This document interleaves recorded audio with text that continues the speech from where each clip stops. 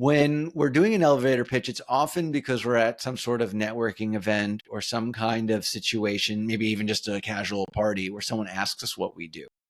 Mhm. And our task is to concisely convey what we do in maybe 30 seconds or so. What most people do is answer the question. People ask, what do you do? And you say, oh, well, I'm an engineer, or I'm CEO of this company, Mhm. or I am an accountant, or I'm a lawyer, or whatever it is. The idea here is to instead of just pitching people on your value, provide them with a way to solve a problem, and then at the end, describe what you do. Ah, So okay. what this looks like is it's basically in 4 parts. When someone asks, what do? You can start with something that sets up the problem. The first part is some sort of problem that you solve or that people care about solving. Mhm. Let's just use a basic one like smoking and quitting smoking. Okay.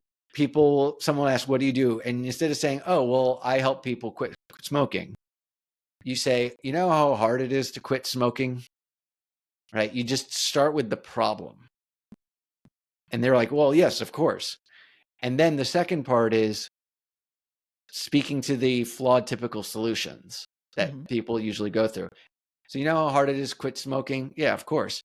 And usually what we do is we vape or we use nicotine patches or nicotine gum or this or that. Right. Right? Yeah, and I know someone who tried all of those things and none of them work. Okay.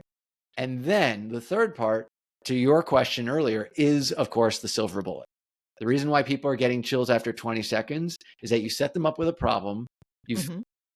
described and provided further context on why typical flawed solutions don't work. And then you hit them with the solution that does work, where you say something like the key to quitting smoking is not mitigating the addiction, but rather, and maybe there's some other thing that you could do. Like perhaps maybe your solution is helping people to be more meaningfully connected with others and Mhm. mitigate the need for the sense gratification or something. So the key to this is not managing your nicotine addiction, but rather immersing yourself in meaningful connection. That's the solution. That's the recipe. That's the silver bullet. And then describe. So what I do is I help people struggling to quit smoking to finally eliminate that habit and live a much healthier lifestyle moving forward. Mhm. Something Okay. like that. So it's 4 parts. The reason why they get chills at 20 seconds is because you've given them that one sentence solution that's going to solve Mhm. all their problems.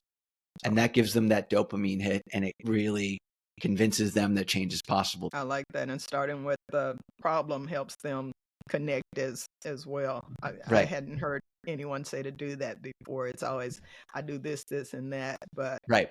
the problem I solve, which is what we talk about all the time, is left out. So I'm implementing that immediately. Thank you. Of course. Of Thank you. course. Yeah. Uh,